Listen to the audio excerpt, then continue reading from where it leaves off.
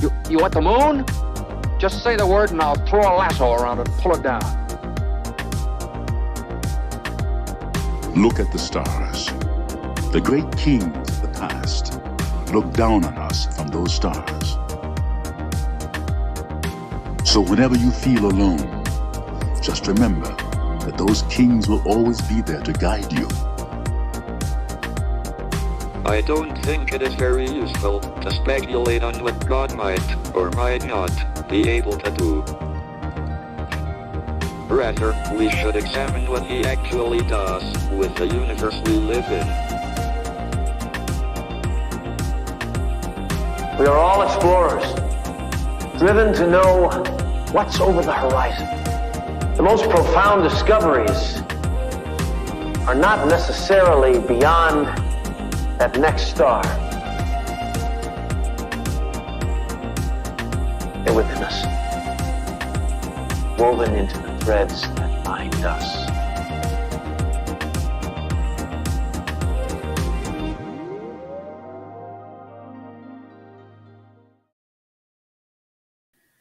Hello, beautiful people. Happy Tuesday, happy Mars Day, and happy last day of February. But most importantly, happy birthday to someone who is so special to me. Her name is Terry, and she was my dance teacher growing up and basically became a second mom to me. We call her Mama T, those of us in her community, and she is an absolute special person. It also is sort of my aunt's birthday. My Aunt Lisa was born on Leap Day. So since we don't have a Leap Day this year, it's about as close as we get to her birthday. So I want to send her some birthday love and some birthday wishes as well. Yes, happy birthday, Mama T and Aunt Lisa. And they share their birthdays with, well, sort of, again, with the Leap Day caveat here.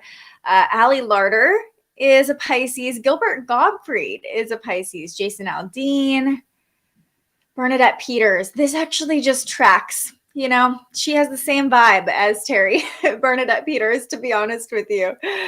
Olivia Palermo is a Pisces. Okay. And of course, if someone you know is celebrating their birthday today, too, give them a shout out in the comments so we can send some birthday love their way. Nick is with us.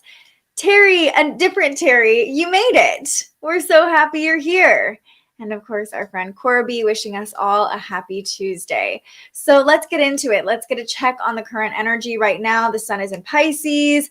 The moon is in Gemini. So we're still feeling the separation from that first quarter moon, that energy, that impetus to get moving. And you might have had a lot of mental activation going on over the last couple of days with the first quarter moon in Gemini, officially on Sunday night, but we were definitely feeling that energy yesterday and today. So the sun and moon are both immutable signs, making us very adaptable.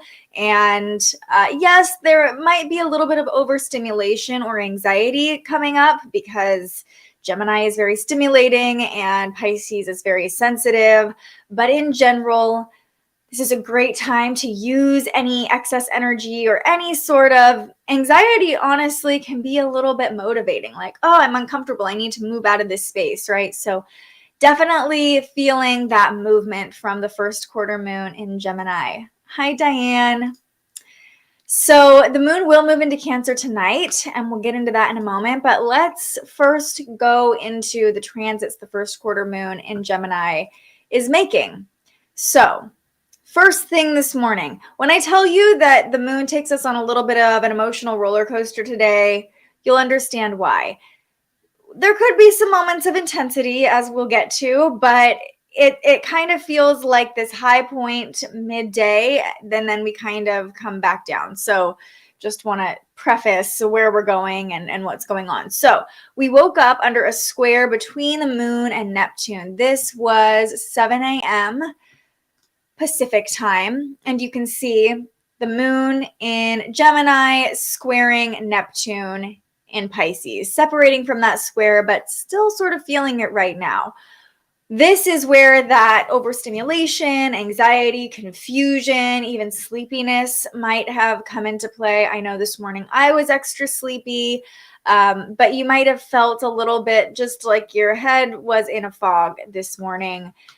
not really able to be as perceptive and sharp as you normally are, because this square between the moon and Neptune, it's like we're almost getting blindsided by the fogginess from Neptune, by that abstract confusion that comes in. So early this morning, not really a great time to make decisions, or again, you might have just felt like a little sleepier, a little foggier than normal.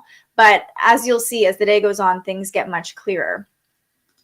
Working on releasing and repurposing that anxiety and those limiting beliefs. Beautiful.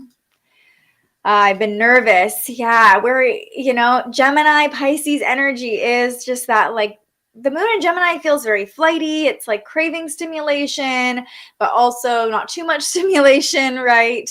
So that makes sense. The sun in Pisces is conjunct my natal moon in Pisces. So illuminating your emotions and your sensitivities, probably, because if you have a Pisces moon, in general, you might be energetically sensitive, intuitive. Not sensitive as far as emotions, but that could come up as well. But the sun really illuminating your internal experience as it passes over your moon. So makes sense what you're feeling, Terry. And also Corby has a Pisces moon, feeling similar energy. So that's validating. Thank you for sharing that, Corby.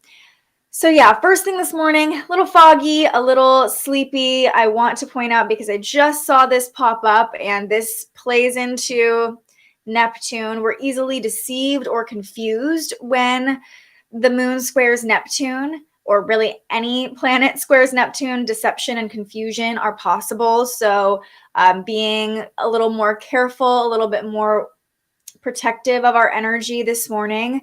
Someone just asked me on Instagram, do you ever contact people for readings? And I just want to say it again. No, I will never reach out to you directly and offer you a reading. You can always book readings through my website, thespiritualjournalist.com/readings, by scanning the QR code.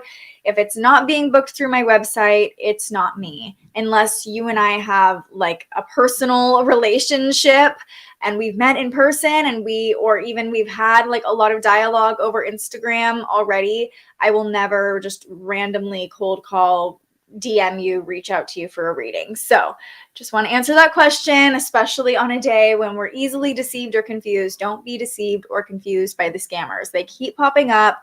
I mean, we're going on 15, 20 fake profiles made looking like me at this point, and we don't have time for it. We don't have time for the deception and the confusion. So just want to be clear. Okay, let's move on to the next transit that we are definitely feeling more so right now. And that is a trine between the moon and Mercury. You know I love this. As a mercurial human, we love a harmony to Mercury. And with the moon in Aries Gemini harmonizing with Mercury in the air sign of Aquarius, insights can come through. Conversation flows naturally. Exchanging information feels really good. Both Gemini and Aquarius, all the air signs really have emphasis on relationships. Gemini feels very friendship or sibling relationships. Aquarius is how we relate to the community. And then Libra, of course, is those one-on-one relationships. So if you have anything right around 25 to 28 degrees of Libra, really anywhere in that range, you're experiencing a grand trine today. And that is a beautiful energy to be in. So if you have placements that are completing this grand trine, now I'm like, I think I do. Just ideas, and there should be a nice natural flow between your ideas and your emotions for all of us, but especially if you have something completing that grand trine, beautiful day for you. So this is a great afternoon to receive information, maybe meditate, to write ideas down, just to be open. Having an open mind comes naturally to us with Mercury and Aquarius. So just having an open mind, seeing what comes through. And if there's like a little nugget of wisdom or insight, writing it down, folding down the page, saving it for later to come back to, just staying open to whatever comes through today. But in general, communicating with other people should feel very easy this afternoon. And it's just easier to make sense of things when the moon and Mercury harmonize, even making sense of our own emotions. You know, with the moon in Gemini, you might have felt like you've been gathering a lot of intel or data. And now with the connection to Mercury, it's like, okay, how can we take everything we've gathered and make sense of it and kind of connect the body and the mind? So staying curious, you know, I love that. Our curiosity with the moon in Gemini, we have this natural attraction, or we're almost nurtured by our own curiosity, wanting to learn new things. And the harmony to Mercury and Aquarius just allows us to follow our curiosity, which will then flow into new perspectives, new insights, new information. Nikki says, I've experienced some people getting to my apps, had to change my password 2 times in 1 week. Oh, so annoying. I've been there. Yeah, moon squaring Pisces this morning. Lock it down. Make sure that you don't have any energy leaks, or you know, Neptune can be very, again, sensitive. So we just want to make sure that we're not allowing other people's energy in that we don't want to be there, right? And that can come through scammers or misinformation, falling down a rabbit hole of some sort and getting caught up in someone else's beliefs, right? But things this afternoon, as we've just come out of talking about the moon harmonizing with Mercury, should make more sense. So if there was fog this morning, it might be that this afternoon the fog is clearing and you're able to see things more directly and more clearly. And it's like, oh, okay, that was a missing piece I wasn't seeing before. Or, oh, that was the conversation I needed to have in order to put all the puzzle pieces together. So things should click a little more easily today. And especially if we lean into connecting with other people with the Gemini and Aquarius influences. If we lean into connecting with others, those insights can actually click in, I think, more easily as well. I just saw a question pop up, but then it went away. So I don't know what's going on with that. All right, we have, oh wait, there it is. There it is. JD says, my north node is 25 degrees Libra and my sun is 28 degrees Aquarius. So Mercury is coming into a conjunction with your sun. You might be wanting to express yourself more, or I could see even like when you're talking, like talking about yourself more, which isn't always a bad thing. Like, this is how I feel. This is what I want. This is my experience. That's probably going to come up for you over the next couple days a little bit more. And then your north node being at 25 degrees of Libra, pay attention, JD, to whatever insights come in. If you have any ideas today, your north node is completing that grand trine we talked about. So those insights, those ideas could be leading you in the direction of your highest calling, could be helping you evolve and aligning with the path that you're meant to walk in this lifetime. Very exciting. I'm like, what's at, I have to remember what's at 24-ish degrees, 25 degrees of Libra in my chart. I know there's something there. And I'm like, now I have to go look, which is why I love doing these live streams with you all, because I honestly reflect so much on what's going on with me just by sharing the transits with you. So awesome. For those of us who have Libra placements today, it's a good day. It is a good day to have some conversations and have some ideas. Okay, things get a little more intense though. Tonight, this evening, 5 p.m. Pacific time, 8 p.m. Eastern time, we're going to talk about that degree. You know what degree I'm going to talk about. It's the anaretic degree. And we have both Saturn and Pluto now sitting at the anaretic degree. Okay, so the moon, when it hits the anaretic degree, aka the 29th degree, is going to connect with both of them. So you can see the moon at 29 degrees of Gemini. It's going to form a trine to Saturn at 29 degrees of Aquarius, that same harmonious angle that it formed to Mercury earlier. But at the same time, it's forming a quincunx, or an inconjunct angle, to Pluto in Capricorn. And this is where the tendency to try to control the situation or take charge of the situation could burn us a little bit. So because of Pluto's influence, and especially because this is all playing out at the 29th degree, remember the 29th degree, the aneretic degree, makes us feel restless, like we just want to get on to the next energy already. We're ready for the moon to move into the next sign. We're ready for Saturn to move into the next sign. We're ready for Pluto to move into the next sign. And it's like, okay, can we just be done with this? Can we close this chapter? And we're already looking towards the next chapter. So with the connection to Saturn, this harmonious connection between the moon and Saturn, it does help us to take an authoritative role and be responsible and be logical and keep climbing towards success and achievement. But because it's happening at the 29th degree, I see this more like, okay, we just need to achieve it already. We just need to get on to the next thing already. We are keenly aware of the transformation that we're undergoing because Pluto is at the 29th degree, also connecting with the moon. But the connection Pluto is making with the moon is more uncomfortable. It's more of this like adjustment balancing act. So I see just with all three of these planets interacting at the same time, this tendency to try to like be in charge or force or manipulate the energy and like almost force the evolution, force the achievement, force getting to the next step, when really that could lead to, I mean, manipulation obviously is not great. And you might feel like you're in control in the moment, but don't we all know that we're never really in control? So feeling restless, feeling like, okay, we're just ready for the next thing, that's definitely par for the course. And it can be anxiety inducing when we're trying to force and control and we are still not in control, right? So I would just suggest when working with these transits tonight to just take your hands off the wheel. Feels a little bit like eclipse energy, right? Like the planets are going to do what the planets are going to do. So just trust that the evolution, the transformation is unfolding in divine timing. Surrender control. Yes, it's easy to be in charge. It's easy to take the lead. But what would happen if you just let the universe take the lead? And part of our evolution that we experience with Pluto at the 29th degree could be letting go. Like that can be a lesson learned. That can be a sign of maturity, being like, oh, I don't have to control or manipulate as much as I want to. And trust me, I am speaking from experience here, my friends. We have a double Virgo with a Scorpio moon. I like control. We like control as humans. We like to feel in control. Even my turtleneck is not doing what I want it to do, and I'm like trying to control it, you know? But there's something really powerful and evolutionary and mature and responsible in a way about just being like, I'm going to focus on what I can control.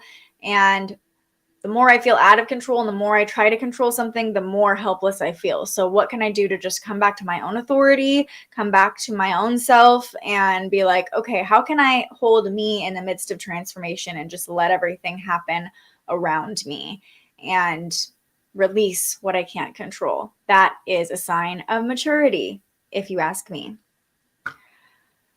Good, JD. I'm glad that makes sense for you. Saturn at 19 degrees in Libra, Pluto at 24 degrees in Libra. So for you, that grand trine is really activating your Pluto, Nick. And it's powerful that we're also talking about this following Pluto transit. You know, big transformation for you happening right now, but the grand trine can help that feel a little more natural and flowing, not quite as abrupt. Terry has a Libra rising. So Terry, depending on what degree your rising is at, your first house might be completing that grand trine today, really stepping into showing up. Your ability to communicate might help you show up more confidently today. Yesterday was a bit of a doozy over in your head, Gemini energy. I get that. Yeah. Yeah, go with the flow. If we're talking about the trine, even the trine to Saturn tonight, like can help us flow and find that ease into authority, into responsibility, rather than being like, I need to be the one in control. Although we have the 29 degree at play here. So there is that just like, I want, like restless. I want to be in control. Diane says, I'm trying to really trust and let the universe take the lead while still doing work in the physical, keeping the vision in my head, but holding the trust in my heart. Beautiful. Yeah. And it's easy to be like, just let the transformation happen, right? And it's like, we have to make moves. We have to move forward. We have to work in the physical too. But I say that if you're noticing yourself like hyper focusing or obsessing or trying to control, or like even trying to like be the leader, like trying to take the lead, trying to take control, just scale it back. Remember, it doesn't all have to happen right now. The 29th degree makes us feel like, okay, we got to do it now. It's all unfolding exactly how it's supposed to. Hi, Katie. Had a chaotic morning with my son. He has Mars at 29 degrees of Pisces. Oh, yeah. So Pluto at 29 degrees of Capricorn is forming a sextile to his Mars. He had a plan that couldn't go through. It was so hard not to control him and lean into his fantasy of wanting unlimited candy for his store. Yeah, that can be intense, but it sounds like you're on the right track and you got this. So, chop wood, carry water. Yeah, exactly. So that's what's going on with the Gemini moon. I almost feel like we need to after talking about that Pluto-Saturn connection. Exactly, Nick. Rome wasn't built in a day. Agree that small steps are still progress. So yeah, today, if it feels easy to move in a direction, find that ease. But if you're noticing you're trying to manipulate or control, probably not the step to take today. And that's like the peak energy we'll feel at 5 p.m. And then the moon moves into Cancer right after that at 6:40 p.m. Pacific time. So what is that? 9:40 p.m. Eastern time. And the moon moving into Cancer is a homecoming. The moon is at home in Cancer. It becomes the waxing gibbous moon. So we're gaining more and more light every night. And the moon, when it moves into Cancer, feels like that opportunity to just find safety in ourselves again, to attune to our body, to attune to our emotions. We're nurtured by good food with the moon in Cancer ruling our stomach. When I was writing the forecast today, I had this visual come through that I'll just share with you. So, with the moon moving into a water sign, the ocean came to mind. And I wrote, we can visualize our emotions like the tide rising. With the moon moving into Cancer, it's like the water is returning, the tide is rising again, bringing new sea life to shore. And as our internal waters rise, we become more attuned to our waters rising. It's like, oh, it can kind of create this washing up of old emotions, stored emotions, just like bringing things to the surface, but not in an abrupt way, and more of a gentle, okay, the tide is coming in. What's it bringing with it? How can we attune to what's going on in here? Feeling into our body, feeling into our emotions in this gentle way. And the Cancer moon allows us to just get more familiar with the things that are surfacing in a nice, nurturing way. And as these emotions come up, okay, how can I take care of this part of myself? How can I find safety in my body while attuning to these emotions? And that connection between nurturing our emotions and feeling our emotions, it feels like what makes intuition actualized or realized, if that makes sense. Being able to be like, oh, I'm feeling this, and then noticing in the moment, okay, this is what I'm feeling. This is how I can hold it or attune to it or process it, if that makes sense. So awareness of our emotions is big over the next couple of days. And when the moon is in Cancer too, we just crave being home. We crave being in our safe spaces. And it's in those spaces where we're fully comfortable, where our body can fully relax, that we really can attune to, oh, this is what I've been feeling. I don't know about you, but sometimes when we go out into the world, it's we're not super attuned to what's going on within, because we're okay, we've got our shield up. We've got to oh, this is what this person is doing. I'm reading that person's emotions. Oh, I'm driving. Okay, I got to watch what's going on around me. So we're not really quiet enough a lot of the time to pay attention to what's going on internally. But when we're in our home, when we're in our safe space, when our body can physically relax because, our fight or flight system is turned off, and we're okay, I know what's going on around me. I know what to expect. That's when we can be oh, okay, how am I feeling? what's coming up? What can I do for myself right now? So again, finding safety so you can witness what's coming up and give it the nurturing that it needs and that you deserve. Nick has his North Node in Cancer, so the moon will cross over your North Node. Being in that safe space, tapping into your intuition and your emotions can reveal to you the path ahead, the next steps to take, the purpose you came here for. I've been feeling that chattiness and information upload of Gemini moon today. Yeah, that was me yesterday. I told you all I had a human design reading yesterday afternoon. It ended up being so in-depth, so amazing. I learned so much. I'm still processing all of the information that my friend Jackie shared with me. If any of you are interested in a human design reading, I would love to share her information with you. It was so wonderful, and she's just such a wealth of knowledge.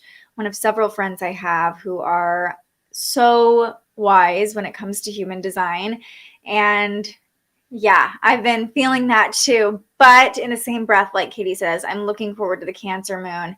Feels like a comfort and a reassurance after all of the uploads. Yeah, and if you felt that too, if you felt a lot of information coming in and a lot of mental processing, the Cancer moon might be a nice opportunity to like integrate that into the body so it doesn't just live up here. Like, okay, how can I take all of that and allow it to settle? And like, what do I really want to hold on to? How can I, create again safety in my body so that information can settle in and digestion with the moon in Cancer, literally ruling the stomach, like digesting the information that came in during the Gemini moon. Beautiful. Yes, I will. She's on Instagram. I'll share her handle. It's jlovely522 on Instagram. I just added it to the chat. But she was mentored by my friend who's like a human design guru, and she's super passionate about it. She just lights up when she's talking about human design. And human design is so cool because obviously if you're here, you love astrology and you love like seeing our connection to the cosmos and processing emotions through tracking the stars, which of course I love too.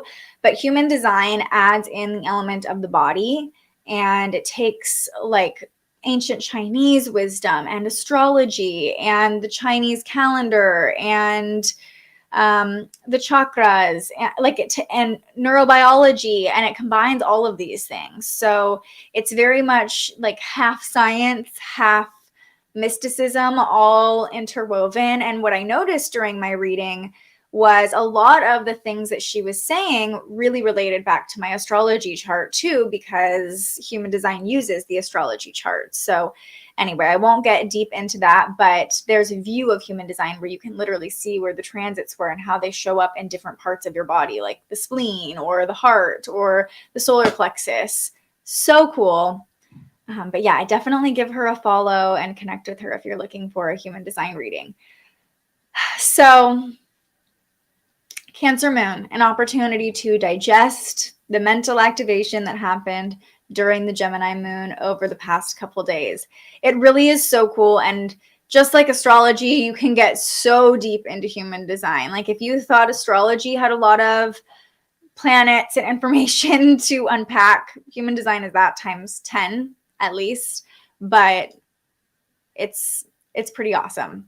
And I've known about human design for years now and just finally got like a full-blown reading. And so, I've been wanting it, but it came just at the perfect time. Didn't even plan it for the moon in my 9th house. Very philosophical energy. Just perfect. So divine. All right. Enough about my human design reading.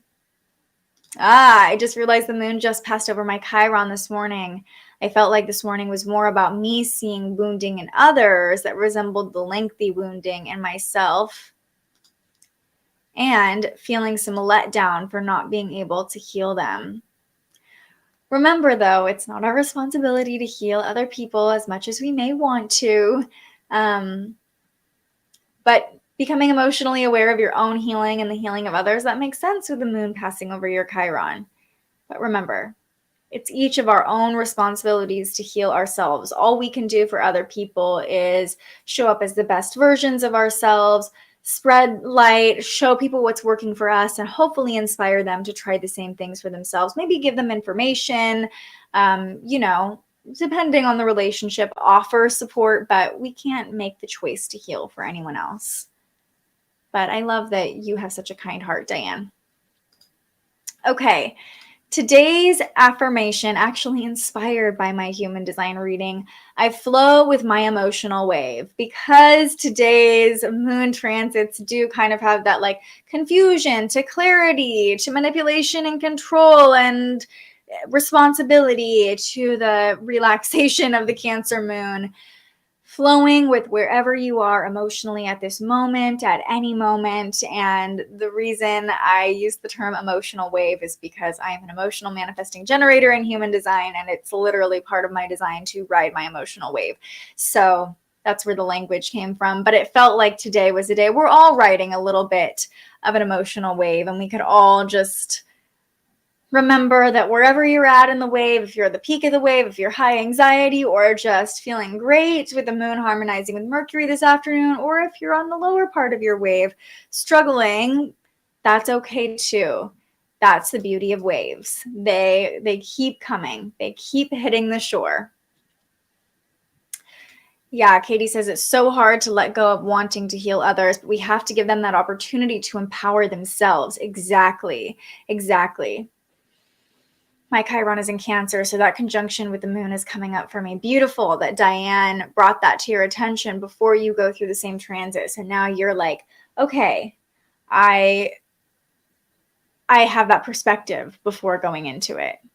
Yeah, and I love how you use the term, give them the opportunity to empower themselves. Yeah, because if we're trying to heal them for them, that's part of the healing journey, is like taking responsibility for your own healing, for your own evolution, for wanting to be different, wanting to be better, wanting to be whatever you want to be. So empowering others to heal themselves rather than trying to do the work for them. And that really feels applicable to the transit that's happening tonight. The moon harmonizing with Saturn, like we just want to take the lead. We just want to be the authority, right? But the quincunx to Pluto is reminding us we can't control other people. We can't manipulate other people into transforming. That has to happen organically. And all we can do is be a leader and be a beacon of light and maybe light the path for them, but they have to ultimately be the ones walking that path. Okay.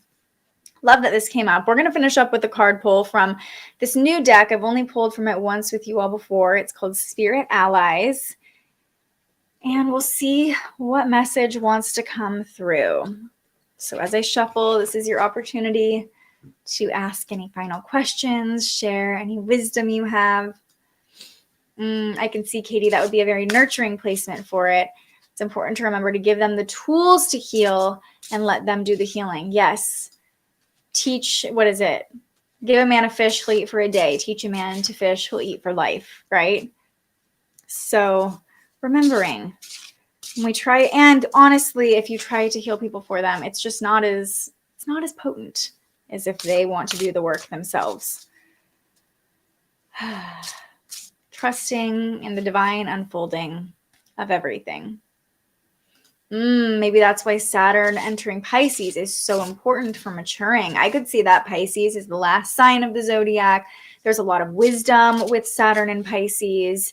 Yeah, I could definitely see that. It's so important for maturing, honoring the wisdom that we've gained with Saturn and Pisces. And I could see many people learning lessons through healing with Saturn and Pisces. There's kind of this period where this collective healing, like all of us taking responsibility for our own healing with Saturn and Pisces, especially if you have Saturn and Pisces in your natal chart. Taking responsibility for your own healing is probably going to be a big theme for you over the next couple years. My husband has his moon and Chiron in Cancer. It's always interesting if that conjunction with the moon is triggering or healing for both of us. Chiron is like a coin. It can be the trigger or it can be the healing, right? It's like a lunar return. That's how I always feel about my lunar return.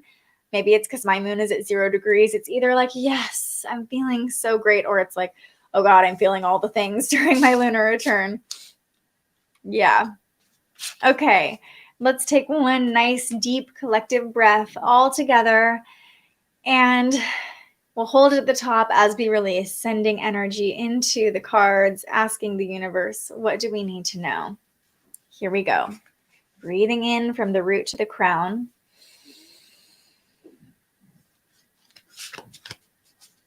And release. What do we need to know? Ooh, Kava Kava, card number 30 is what came through. So this deck has all different spirit allies, either zodiac signs or plant medicine or animals. And I'm assuming kava is like if you've ever drank kava, it's based off of a plant. Okay. It's called Kava Kava Piper Methysticum. That's the proper name. I'm sure I butchered that. And the mantra that goes with this card is, I am grounded. Oceans away, there lies a plant whose history is rooted deep in the sacred rituals of indigenous island cultures. Kava Kava, with its wide-brimmed leaves, has been used in ceremonies and embodies a spiritual practice of grounding. Like its roots, Kava Kava is here to remind you that before you embark on any spiritual journey, you first need to ground into yourself. Connecting to the earth and yourself is how you'll be able to make clear decisions about where you are going and where you want to be. Imagine a brilliant white light that extends from you to the soil below. Feel it stretch beneath the surface and intertwine with the natural roots of the earth. You are connected to the source. Let this bring comfort to you and solidify the decisions you will make. As you continue throughout life, remember to always come back to your roots. How can I make grounding a priority in my practice? I love that we pulled this card when we're coming into this trine between the moon and Saturn, which can really help us ground. Saturn can be very grounding, and especially with the moon in Gemini at the 29th degree connecting with Saturn, it's like this moment, yeah, we're restless and we want to move on, but how can we just ground into Saturn, into the earth before we move on to the Cancer moon, before we, like, grounding can also help us find that safety that we crave during the Cancer moon. So remembering, especially as we've been talking about healing other people, healing ourselves, grounding first, grounding always. You can literally, if it's not raining like it is here, or if it is raining, go out and put your feet on the earth to ground. Try some kava if you've never tried kava before. Or just, you can ground with a simple breath, with a simple practice, with just an intention. Like with that visualization the card gave, okay, my root is connected to the roots of the earth. I am grounded into the earth. Yeah, kava is amazing for women and for stress. Beautiful. Perfect grounding energy. And this is the Jackie I was just talking about. She just popped in. I was telling them all about our amazing human design reading, and I put your handle in the comments if people are looking for human design. It's okay to grieve that too, Diane. Yeah. If their healing has a different timeline or looks different than we want for them, I've been learning that the last few months especially, like it's okay if people aren't on the timeline you want them to be on. That could come up as well today with that Saturn-Pluto influence tonight. Is it common for spouses to have their chirons in similar placements? Yeah, so Katie and her husband are born a month apart, so the transits are mostly the same for us. It depends on the age difference, right? And Chiron doesn't move in as like regular of a pattern because it's, what's the word I'm looking for? It's not, it's like elliptical, if that makes sense. So basically what I'm trying to say is if Chiron was not moving very quickly, I think Chiron in like Taurus moves super slow, and in Aries where it is now. So if you have Chiron in those signs, it's most likely you're going to have similar Chiron placements. But if on the opposite end of the spectrum, you have like Chiron in Libra, it moves much faster in Libra. And so you might not have as close of a Chiron placement to your spouse if you're close in age. So it just depends. It depends what your soul came here looking for in connection with another human being. Yeah. We always want the best for those who we love, and sometimes we want them to find the easiest way to happiness, but the universe and they know they need more. Yeah.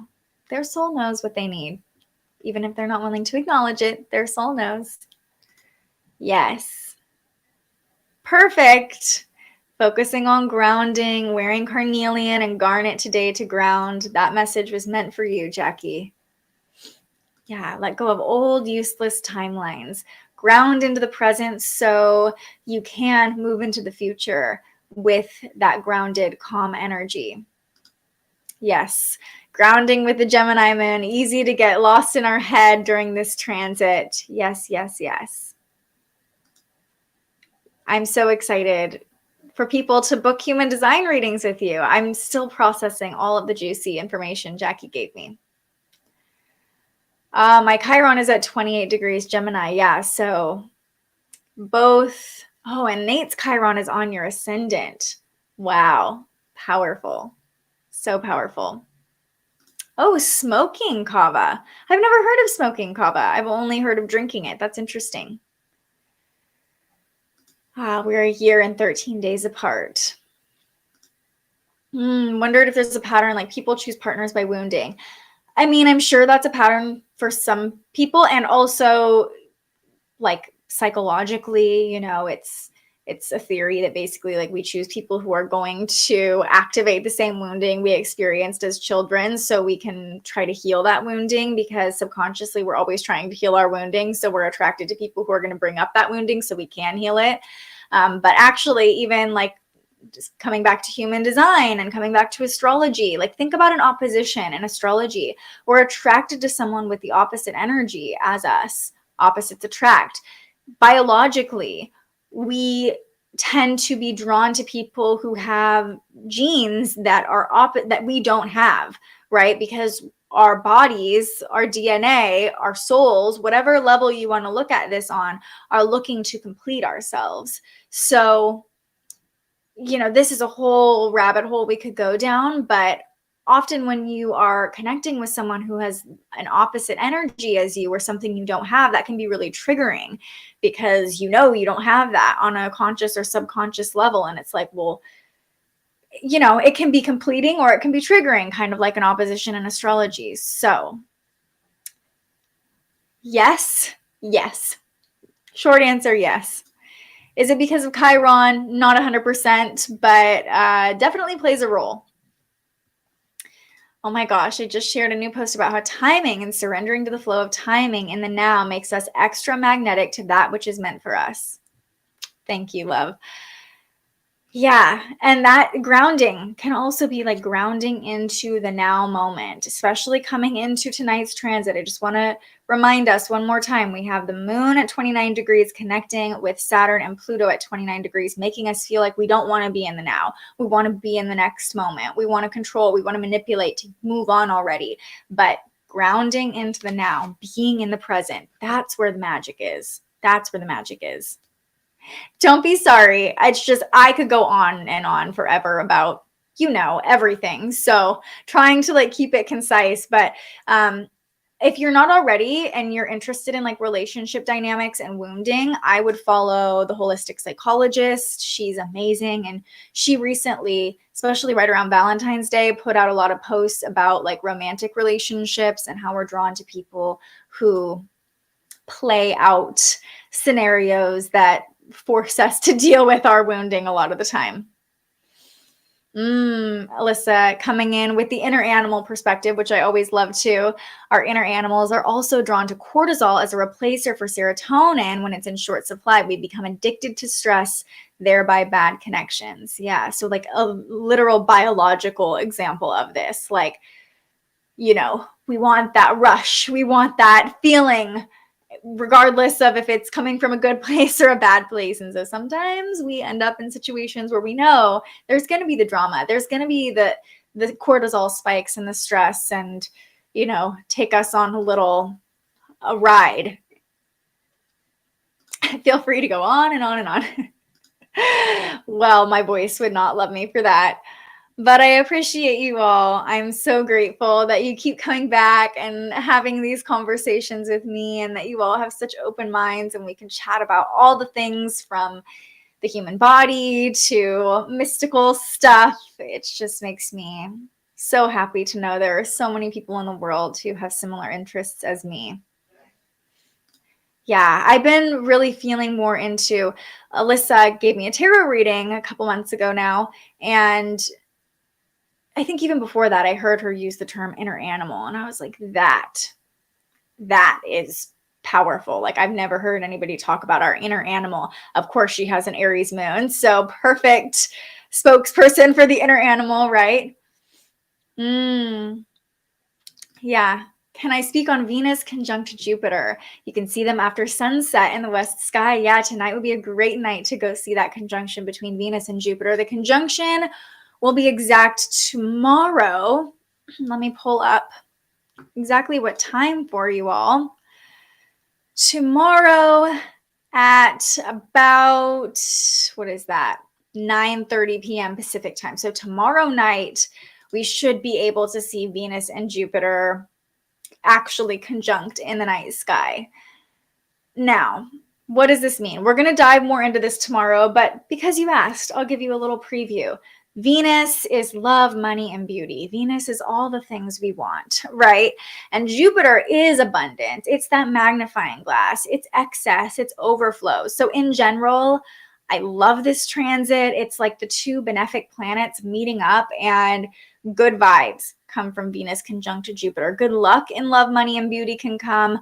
A huge flow of money could happen. Now, whether it's an inflow or an outflow is going to be dependent on where it's happening in your chart and what's going on in your life. I know it's the day a lot of bills are due, March 1st or the 1st of the month, but Venus conjunct Jupiter is like big love, big money, bold beauty, especially with this conjunction playing out in Aries. It's like bold declarations of love, bold moves with money, but good luck is on our side, which is really cool because Jupiter is here. So it's going to be a beautiful transit to experience, and we're already feeling it right now. I'll just pull up the chart and you can see Venus in this moment, in this very moment.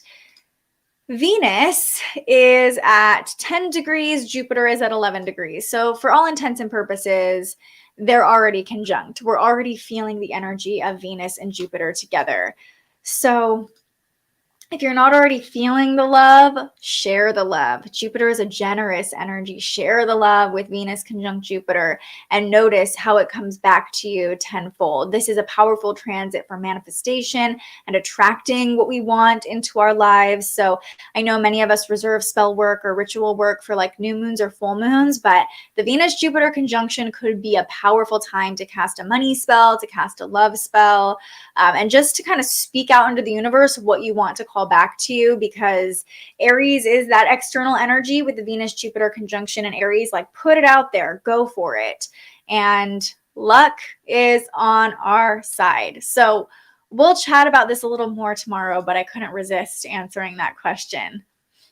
Aries for the chaotic good. Yeah, not just talking about your Aries moon, but also Venus-Jupiter conjunction in Aries could feel a little bit like the chaotic good. So be bold, put yourself out there, at least speak what you want to the universe. If you don't say what you want, if you don't put it out there, can't guarantee the universe. I mean, you can never guarantee the universe is going to bring it back to you, but you're much more likely for it to happen if you're like saying it or writing it or telling someone, or even at least just thinking it like, wow, this is what I would really like to happen in the best possible scenario, this or better. Yes. Opportunity to visit and set intentions and spells for what we want to draw in. Yep. Perfect opportunity. I would say tomorrow is going to be the peak of it, and even tomorrow night, if you did it under the conjunction of Venus and Jupiter, especially because we have the waxing moon, which is all about the waxing gibbous is like refining and making adjustments. So we're still in that forward momentum phase coming into the full moon. You never know what could manifest by the time next Tuesday or Wednesday rolls around, when we're experiencing the full moon, and on the same day, Saturn entering Pisces, Just saying, powerful energy to work with leading up to those transits. Guess I should make another frog. Yeah, maybe inspired by Venus and Jupiter. Who knows?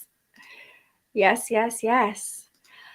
All right, everyone. That's going to do it for this episode of Transits today. So grateful for each and every one of you who continue showing up in this community, sharing your wisdom, sharing your ideas, asking your questions.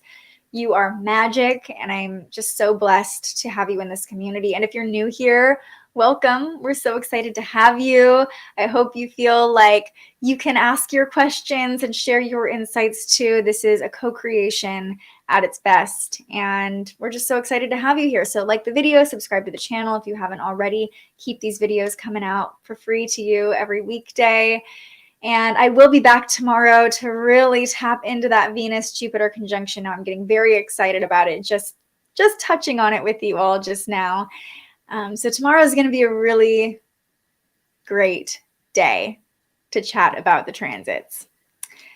But until then, I wish you a great rest of your day as well, and sending you so much love, so much positive energy. Until I see you next, stay curious. Thank you so much for joining us and aligning with the energy of the universe today. If you enjoyed this morning's episode of Transits Today, you can join our live astrology discussion every weekday morning right here wherever you're watching. And head to thespiritualjournalist.com to read your daily astrology forecast and browse the Spiritual Shop. The most fun way to help keep these forecasts free and support more content like this is to buy yourself a little something on our website. But if you're feeling extra generous, you can also buy me a coffee to fuel future live streams. Just tap the link in the description or head to buymeacoffee.com and search The Spiritual Journalist. And speaking of, you can also tune in to The Spiritual Journalist, our weekly live interview where we ask our guests questions about everything from crystals and manifestation to mental health and the environment. Those conversations stream live right here wherever you're watching now every Tuesday. I'm so grateful you found us here, and I can't wait for our next conversation.